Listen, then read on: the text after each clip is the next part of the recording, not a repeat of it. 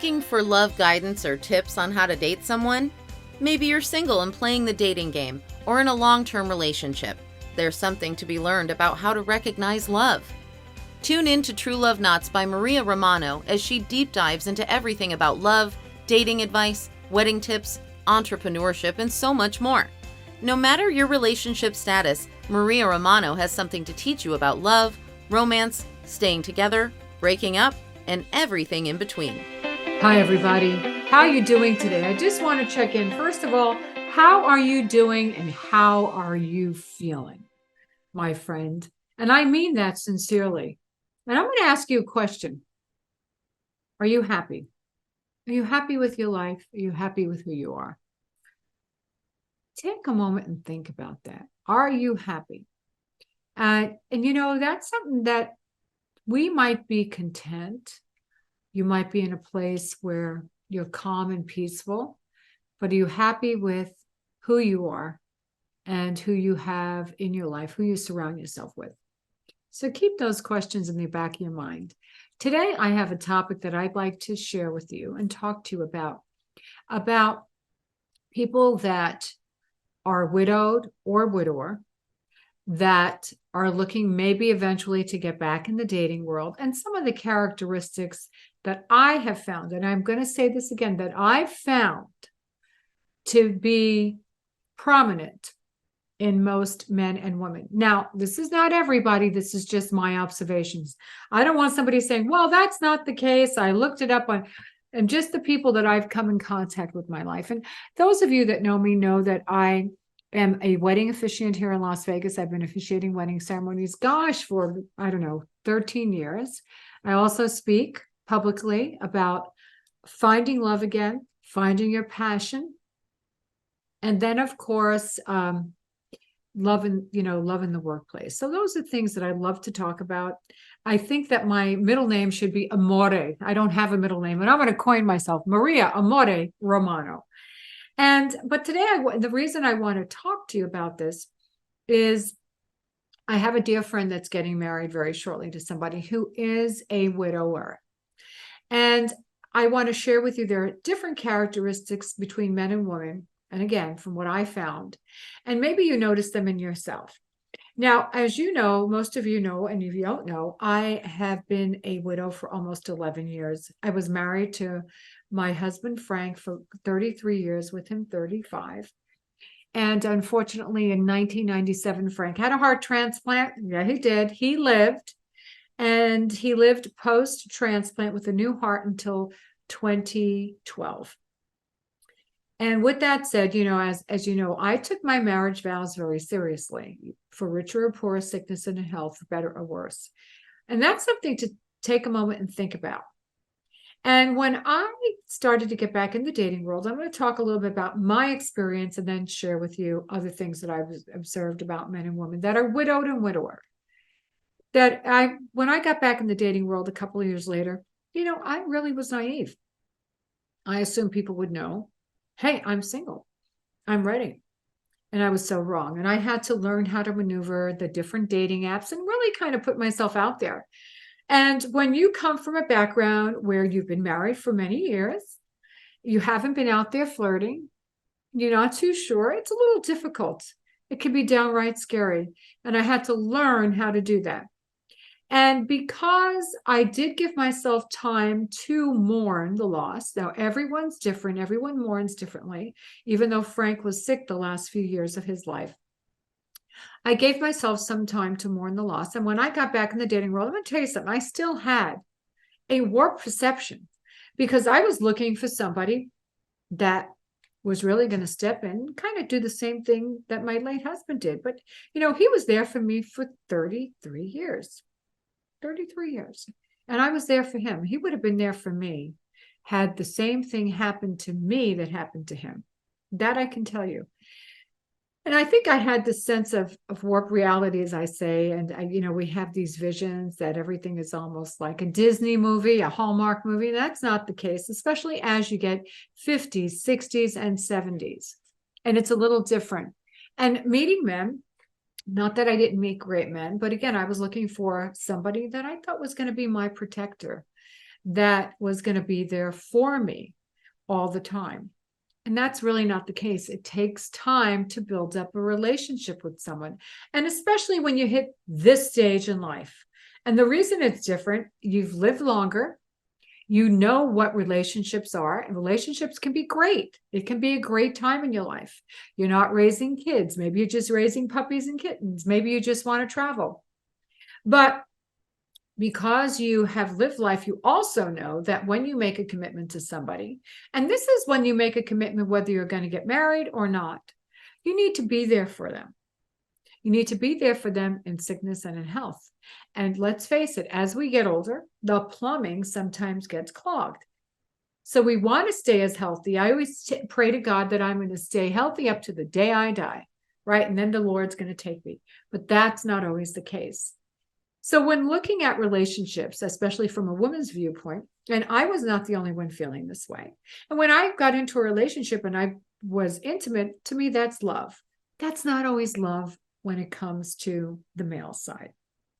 Or somebody, even if you're same gender and you're, widow, widower, the person that's leading the relationship, sometimes it's more sexual than it is on the intimate side. So, women, we have a tendency of when we are giving ourselves and being intimate and giving our bodies, we make love. We just don't do it to have sex. Whereas, men, it's different. Doesn't mean that they don't care for you. Please don't misunderstand me.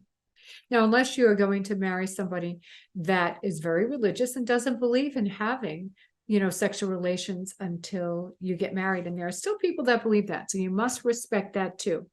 But anyway, my whole point is women do have a different, and I've spoke to women throughout the years, and they do. We have a perception we're looking for someone to take care of us. Now, that's where you need to have a conversation when you get into a relationship, what you want.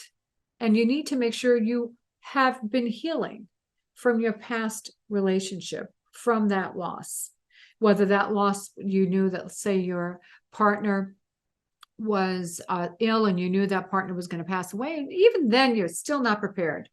And it's important, I think, to go through that grieving and then think about what you want as you're moving forward. Now, some people want to have a relationship. There are some women that don't want to get married. They want to stay in their house. They want their significant other to stay on their own, and then they travel and whatever. And that works for you, that's fine. But you need to define what you're looking for in a relationship. That's the first thing. Define what you're looking for and your must-haves, and what are your deal breakers. For me, for example, if you're a smoker, I'm not interested. Okay, that's just who I am. If you're somebody that has a little, that I think you might have an addiction, I'm not interested.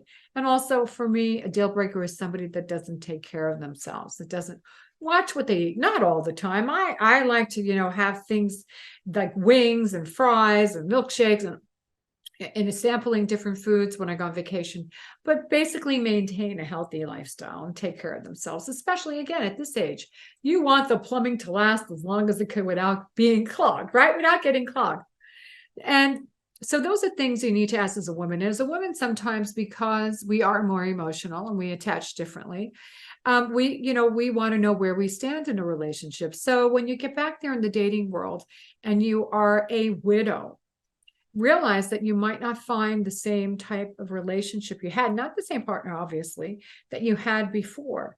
And that doesn't mean you can't have that. It just means it takes a little time to build up that trust, to build up that commitment, to feel secure, so that the other person feels secure as well. I'll never forget, I had a conversation with my friend, and a gentleman had asked her to go away with him. And she said, okay, well, how does that look like? What should I pay for? So those are things you need to think about. In my world, I believe that chivalry, right? That the man's going to ask you to go someplace. I'm used to want a man to pay for me. That's just me. Now, somebody else, they want that independency. They want to be able to maybe pay half their way. It all depends the economic status. And those are things to think about, especially when you are a widow. And one thing too is, historically, traditionally, most women that have been married for a period of time do not jump into a relationship or get married right away. So statistic wise, we take our time, and some of us never marry again, and that's okay. We just maybe, put forth our efforts towards our family, towards our friends, and that's, or maybe whatever community, civic type of duties. And that's fine too, if that's what you want. But we are made to have relationships. We are made to be in a relationship, because fact is, when you're in a relationship, when you're married or living with somebody, you live longer, right? Because you're healthier and you're happier. And those three things make a difference, because you have a partner there. You're watching out for each other. But again, you want to make sure you take care of yourself when you get to this age, especially at this age. And sometimes we're paying the price for the deeds we did years ago. So most women will not marry right away. But that doesn't mean they don't want to jump into a relationship after they've had time to heal. And always, and I'm going to tell you something, one of the things, the best thing you can do, even if your relationship was fabulous and great, everybody has dysfunction in previous relationships. Take the time and assess what worked in your past relationship before you're going forward, even though you might have lost your partner, and assess what you're looking for. And I always say, find somebody that's a therapist, because the therapist is the great, hey, they give that body that head a tune-up. And sometimes the therapist just gives you more of an objective way on how to look at things, as opposed to subjectively. I see a therapist, I'll be very honest, I've been seeing a therapist for about a year, made all the difference in the world, because even though I speak about love, right? I talk about love, I talk about relationships. When it comes to my own self, I suck. So he was great at coaching me. But again, everyone is a little different. Now, this is more, I'm talking about women, right? Widows. Now, when you get to the widower side, the men, now I want to share something with you. Most widowers will jump right from the frying pan into the fire. And I have had several men when I'm coaching, and I don't usually coach anymore on dating. I like to go out there and speak about love. When I'm coaching, more men have contacted me to say they're ready to get back in the dating world. And I'll ask, okay, when did you lose your spouse? Most of them lost their spouse, their partner, less than 6 months, some as 2 months. So I'm a little taken back by that. Not that I'm judging, and I don't know how long maybe that person was in a relationship, and maybe that partner of theirs was ill for many, many years, and that so on and so forth. But you really, even though you might be prepared, and this is what I said in the beginning, you might be prepared when that loss actually happens. When it happens, there's something that emotionally that happens to you. And you need to go through the different emotions so you can heal. I'm not saying that men can't go out there and get married right away, but most men will marry if they're a widower. Most men, not all, within a year. Yeah, a year. And you know what? Statistically, 70% of those marriages do not survive. Yes, you heard me. 70% of those marriages do not survive because they haven't really taken the time. Because there are some men that are widowers that are used to having their spouse, their wives, take care of them. They like that. They like that somebody's there for them all the time, whatever the relationship is. So, hey, men, when you're out there listening to this, take your time and listen to this. You need to do work on yourself. You need to take the time to heal. Even if you think you're healed, take some time to find out who you are. It doesn't matter how old you are. Listen, I marry people. I have married people up to the age of 92. Okay. And there's nothing wrong with getting married at 92 once you find a partner again that's going to suit you. So that means wherever you're at in life, we're all going to find somebody, and we don't have to rush. And I think that's the biggest thing that I want to talk about, is not rushing, taking your time, because that next relationship, when you hit your 50s, your 60s, your 70s, your 80s, you want that to be your forever relationship. And you want to know that the partner that you have chosen is going to be there for you. And even though in my vows today, I don't use those words for richer or poor, sickness and in health, right? For better or worse for the rest of our lives. Really, when you come together with somebody, you are making that commitment. So that's why you need to assess, do I like that person? Forget about loving them. Do I like that person? Can I like that person throughout the years as we grow together, as we come into our golden years? And that's important.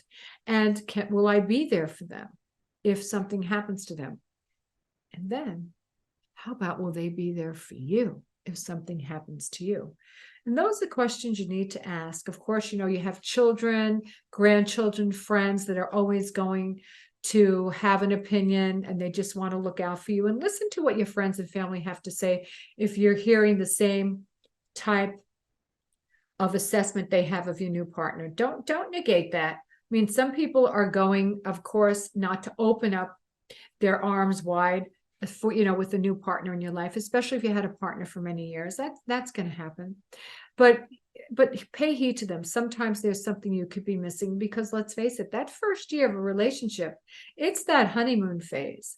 Now, not that you can't keep that honeymoon phase throughout your time together, but it is the honeymoon phase. Then you get to know each other.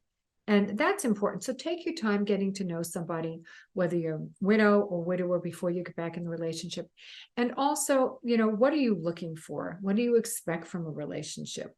Do you want to be more independent? Do you want to be not necessarily interdependent, but, do you want to have a relationship and a partnership with that person? So those are the questions you need to ask. Make sure legally, and I'm not in the legal field, that you take care of yourself and protect yourselves, both of you. It just makes things a lot cleaner, because some people don't remarry. They might live together, but they don't remarry for whatever reasons. So make sure everything's clean there. And even if you do marry, make sure legally you definitely seek legal advice. And also, if go through, take a little therapy, even if you might be opposed to it. I was opposed to it for a long time, and I got to tell you, the best thing in the world, when you have somebody that can help you look at situations objectively instead of subjectively, because you want to find your forever. So if you have any information, you want to talk more about your widower, you want to hear some more topics, reach out to me, because I'm here. I want to share with you the information that I've been able to gather over the last 11 years, especially being a widow, and also my journey, because my long journey can be your shortcut to finding that right person for you. So feel free to reach out to me. And also, I want to share something with you I found very helpful. I listened to a gentleman by the name of Dr. Alan Wolfelt, and he has 2 centers of compassionate care to help people when they're going through grief, one in Colorado Springs and one down, I think, in the Phoenix area. He wrote like 30 some odd books, and I got to hear him speak twice. I heard him once, and he spoke about being a caregiver, and at the time I was taking care of my husband. And then afterwards, I heard again when he also spoke about the grieving process and why it's important that you go through all these steps of grieving, and that you'll always still memorialize that person that was in your life, that your partner was. And it doesn't mean that when you find a new partner that you're replacing them, that you'll always remember that past partner, but it's a different world, and your previous partner that is no longer here on this earth would want you to be happy. And if being happy is finding somebody else, not the same person, but that is also what they want for you, because, at the end of the day, if it was you that was transitioning and leaving, you would want your partner to find somebody and to be happy and to live out the rest of his or her life, with somebody. And that's important. And again, when you live with somebody, you're healthier, happier, and you live a lot longer. And we want to live longer. We want to be healthier. And who doesn't want to be happy? And that's what I started out with in the beginning, being happy. So take a moment and think about, are you happy? Are you happy? Not what makes you happy. Are you happy? And as we go through life, and especially as we have lived many years, that's a question that's a very important question. So my dear friends, I hope this has helped you. And again, if you have any information you'd like to share, I'm going to share with you in my show notes a little bit about Dr. Alan Wolfelt. I felt that he was absolutely fabulous. If you can buy any of his books, if he comes around and you want to hear him speak, and again, maybe you're going through the grieving process, check him out, but also find help. Find a professional to help you. There is nothing wrong with that. It is the best thing you can do for yourself.